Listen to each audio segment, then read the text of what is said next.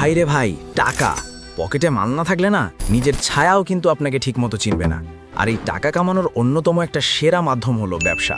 আমরা যখন বিভিন্ন ব্যবসা আইডিয়া দিই তখন আপনারা আমাদের প্রচুর মেসেজ দিয়ে বলেছেন, ভাই গ্রামের পণ্য অনলাইনে কিভাবে বিক্রি করব, ডেলিভারি করব কিভাবে, শুরু করব কোথা থেকে, কত টাকা পুঁজি লাগে, মার্কেটিং করব কিভাবে, ইত্যাদি ইত্যাদি অনেক প্রশ্ন। আর এটা তো আপনাদেরই চ্যানেল, আপনাদের উপকার করতে চলে আসলাম এই ভিডিও নিয়ে।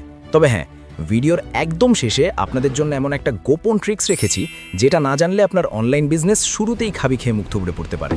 তাই চোখ একদম স্ক্রিনে আটকে রাখুন। এখন প্রশ্ন আসতে পারে, আমি হুট করে কেন অনলাইন বিজনেসের কথা বলছি, বা কেন আপনি এই ডিজিটাল প্ল্যাটফর্মটাকেই বেছে নেবেন? এর উত্তরটা একদম পানির মতো পরিষ্কার। একবার ভাবুন তো, আপনি যদি আপনার গ্রামের বাজারে একটা দোকান দেন, তবে আপনার ক্রেতা কতজন হবে? বড়জোর ওই গ্রামের গুটি কয়েক মুরব্বী আর পরিচিত মানুষ। কিন্তু আপনি যখন আপনার পণ্য নিয়ে অনলাইনে আসবেন, তখন পুরো বাংলাদেশই আপনার ক্রেতা। একেই বলে স্কেলিংয়ের পাওয়ার। ধরুন, বাংলাদেশের 64টা জেলা থেকে প্রতিদিন মাত্র একজন করেও যদি আপনার পণ্য কেনে, তাও তো দিনে 64টা বিক্রি। আর যদি প্রতি জেলা থেকে গড়ে মাত্র 10 জন মানুষ আপনার পণ্য কেনে, ভাই প্রতিদিন 640টা অর্ডার সামলাতে সামলাতে আপনার স্মার্টফোন আর ক্যালকুলেটর তো হ্যাং হবেই, সাথে ডেলিভারি ম্যান আপনার বাড়ির রাস্তা মুখস্থ করতে করতে হার্ভার্ডে পিএইচডি করে ফেলবে। এলাকার ফড়িয়াদের জোর করে লুঙ্গি ড্যান্স চিরতরে বন্ধ করে আপনি নিজেই হয়ে যেতে পারেন ই-কমার্স বস। এটাই হলো অনলাইন বিজনেসের আসল ম্যাজিক।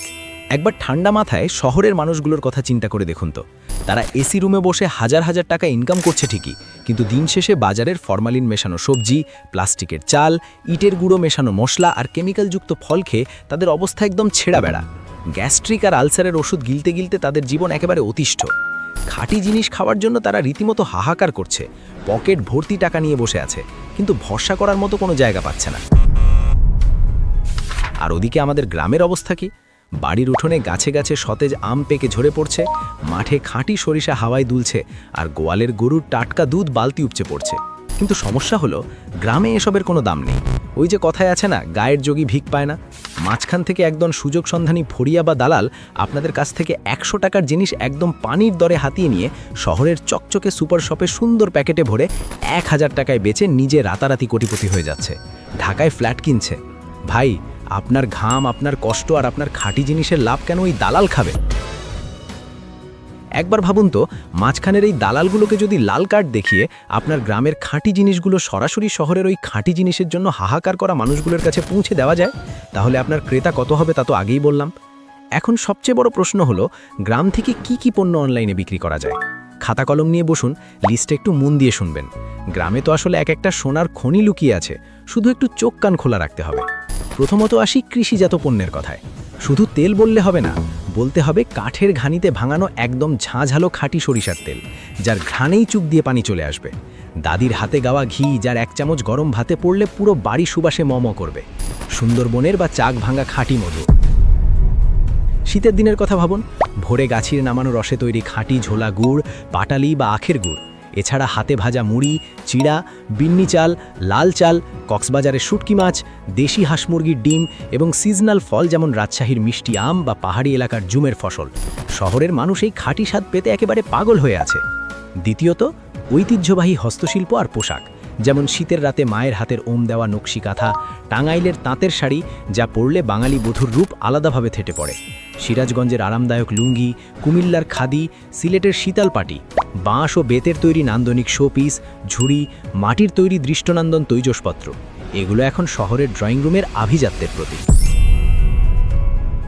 তৃতীয়ত, হোমমেড বা হাতে তৈরি খাবার।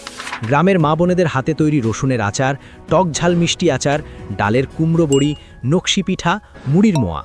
শহরে বসে কর্পোরেট চাকরি করা মানুষগুলো যখন এসির নিচে বসে চায়ের কাপে চুমুক দিয়ে আপনার গ্রামের মুড়ির মোয়া খাবে, তারা চোখ বন্ধ করে শৈশবে সেই গ্রামের ফিল পাবে। শুধু দরকার আপনার এই খাঁটি জিনিসগুলোকে সঠিক মানুষের কাছে পৌঁছে দেওয়া। এখন ভাবছেন পুঁজি কত লাগবে? লাখ লাখ টাকা? বাপের জমি বেচতে হবে? আরে না ভাই, আপনার যদি একটা স্মার্টফোন আর ইন্টারনেট কানেকশন থাকে, তবে মাত্র 2-3 হাজার টাকা পুঁজি নিয়েই এই অনলাইন ব্যবসা শুরু করা সম্ভব। কিভাবে? আপনি তো শুরুতে গোডাউন ভাড়া করে বস্তা বস্তা পণ্য স্টক করবেন না, আপনি প্রি অর্ডার মডেলে কাজ করবেন। পেজে অর্ডার আসবে, কাস্টমার কনফার্ম করবে, তারপর আপনি গ্রামের কৃষকের কাছ থেকে একদম টাটকা জিনিসটা কিনে সরাসরি কুরিয়ারে পাঠিয়ে দেবেন। জিনিস অবিকৃত থেকে টাকা আটকে যাওয়ার কোনো টেনশনই নেই। এবার আসি দ্বিতীয় ধাপে, ব্র্যান্ডিং এবং ফেসবুক পেজ খোলা। গল্পটা আমাদের সেই গ্রামের সজীব ভাইয়ের। সজীব ভাই খাঁটি গাওয়া ঘি আর মধু বেচবে বলে ঠিক করলো। এখন সে যদি তার পেজের নাম দেয় সজীব ভাই ভ্যারাইটি স্টোর বা সজীবের ডিজিটাল মধুর টং, তাহলে শহরের কর্পোরেট মানুষ কি সেটা কিনবে? কখনোই না। নাম হতে হবে সুন্দর, রুচিশীল এবং বিশ্বস্ত, যেমন খাঁটি ঘর, প্রকৃতির স্বাদ, রঙিলা গ্রাম বা গ্রামের ঘ্রাণ। এরপর ক্যানভা বা কোনো ডিজাইনার দিয়ে একটা প্রফেশনাল লোগো আর সুন্দর একটা কাভার ফটো বানিয়ে পেজটা সাজাতে হবে। অনলাইনে মানুষ আগে চোখ দিয়ে খায় ভাই, তাই প্রেজেন্টেশন হতে হবে একদম টপ নচ, যেন দেখলেই জিভে জল চলে আসে। আচ্ছা, আপনাদের কাছে এখন আমার একটা ছোট্ট প্রশ্ন। আপনারা যদি আপনাদের গ্রামের কোনো বিখ্যাত পণ্য অনলাইনে বিক্রি করেন, তবে আপনাদের অনলাইন শপের নাম কি রাখবেন? একটু ক্রিয়েটিভ কিছু ভাবুন তো। এক্ষুনি ভিডিওটা পজ করে কমেন্টে ঝটপট লিখে ফেলুন। দেখি কার আইডিয়াটা সবচেয়ে সেরা আর কার নামটা শুনেই কিনতে ইচ্ছে করে। তৃতীয় ধাপে আসে কন্টেন্ট তৈরি আর ফেসবুক মার্কেটিং। অনেকেই ভাবেন পেজ খুলে পণ্যের একটা ঝাপসা ছবি দিলেই হুড়মুড় করে কাস্টমার আসবে। সজীব প্রথমে লুঙ্গি পরে এক হাতে মধুর বোতল নিয়ে একটা অন্ধকার সেলফি তুলে পেজে পোস্ট করে লিখল, মধু লাগবো নি, এক্কেরে খাঁটি, না নিলে চরম মিস। ফলাফল, একটা মাছিও নক দিল না। লাইক পড়ল মাত্র 2টো, সেটাও তার নিজের আর তার বন্ধুর। অনলাইনে মানুষ শুধু পণ্য কেনে না, তারা গল্প বা স্টোরি কেনে। সজীবের পর স্মার্টলি কাজ করলো। সে ভোরে উঠে সরাসরি মৌচাক কাটার এবং খাঁটি মধু সংগ্রহের একটা চমৎকার ক্লিয়ার ভিডিও বানালো।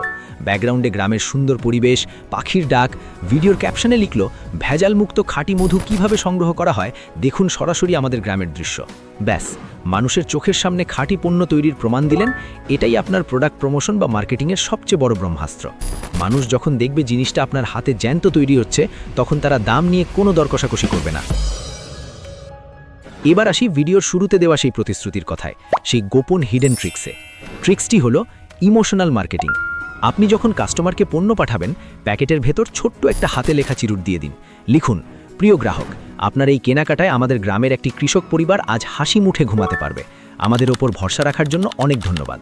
সাথে হয়তো একদম ছোট্ট একটা খাঁটি মধুর স্যাম্পল বা 2 পিস নকশি পিঠা ফ্রি গিফট হিসাবে সুন্দর করে প্যাক করে দিয়ে দিলেন।